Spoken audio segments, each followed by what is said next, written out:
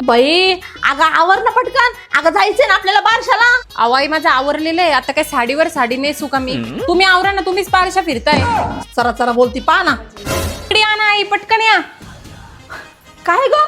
हे बघा ना, आलियाचा ड्रेस किती सुंदर आहे. वाव खरंच ग, पण तू तिचा ड्रेस बघतीये आणि मी तिचा मेकअप बघतीये. किती सुंदर मेकअप आहे ना.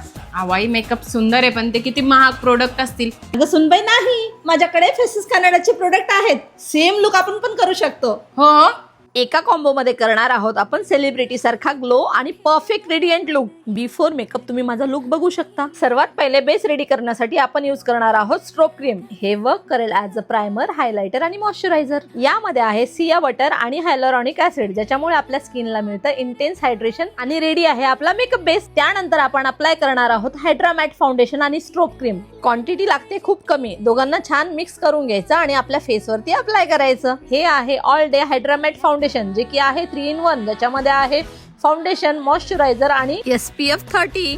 अप्लाय केल्यानंतर पूर्ण फेसला ब्लेंडरनी छान ब्लेंड करून घ्यायचं. यामध्ये आहे 24 hours ॲलो हायड्रेशन आणि व्हिटॅमिन सी, ज्यामुळे आपल्या स्किनला मिळतो medium to high buildable coverage. Wow, छान मर्ज झाला ना. आता मी अप्लाय करणार आहे फेसेस कॅनडाची कम्फी मॅट लिपस्टिक, ज्याचा शेड आहे कोकोआ क्रश.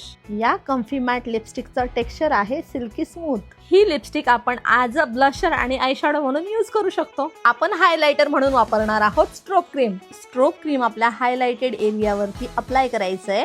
त्याला छान मर्ज करायचं आहे.